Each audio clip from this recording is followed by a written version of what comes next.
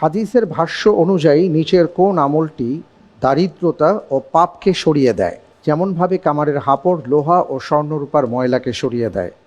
এ, দৈনন্দিন 100 বার ইস্তিগফার পাঠ করলে। বি, গরমকালে ফরজ সিয়াম রাখলে। সি, দৈনন্দিন সুবহানাল্লাহ আলহামদুলিল্লাহ পড়লে। ডি, হজ ওমরা পালন করলে।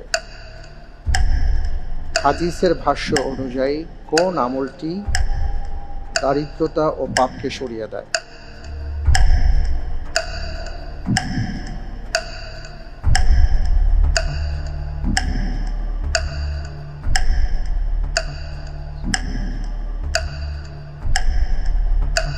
আলহামদুলিল্লাহ, এই প্রশ্নের উত্তর হিসাবে আমি বেছে নিচ্ছি অপশন ডি, হজ উমরা পালন করলে। অপশন ডি ফ্রিজ করব? জি ইনশাআল্লাহ। ফ্রিজ করে দেওয়া হোক অপশন ডি, হজ ওমরা পালন করলে।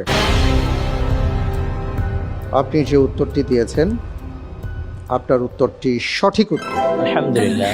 আলহামদুলিল্লাহ। ইবনে আব্বাস রাদিয়াল্লাহু তাআলা আনহু থেকে এই ব্যাপারে হাদিস রয়েছে। রাসূল সাল্লাল্লাহু আলাইহি ওয়াসাল্লাম বলেছেন, ক্বালা রাসূলুল্লাহ সাল্লাল্লাহু আলাইহি ওয়াসাল্লাম, তাবিউ বাইনাল হজ ওয়াল উমরা ফাইন্নাহুমা ইয়ানফিয়ানি যুনুব কামা ইয়ানফিল কিরু খুবসাল হাদিদ। জি। এবং এই হাদিসের আলোকে প্রিয় দর্শক, আমি আপনাদের কাছে অনুরোধ জানাতে চাই, রমাদান চলছে। রাসূল সাল্লাল্লাহু আলাইহি ওয়াসাল্লাম পবিত্র রমাদানে ওমরার ফজিলত সম্পর্কে বলেছেন, কেউ যদি রমজানে ওমরা পালন করে সে যেন আমার সাথে হজ পালন করলো। সুবহানাল্লাহি ওয়া বিহামদি।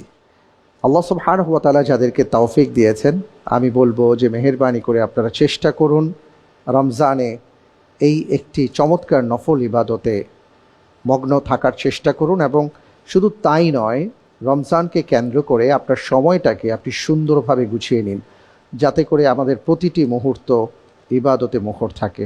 আল্লাহুম্মা আমিন।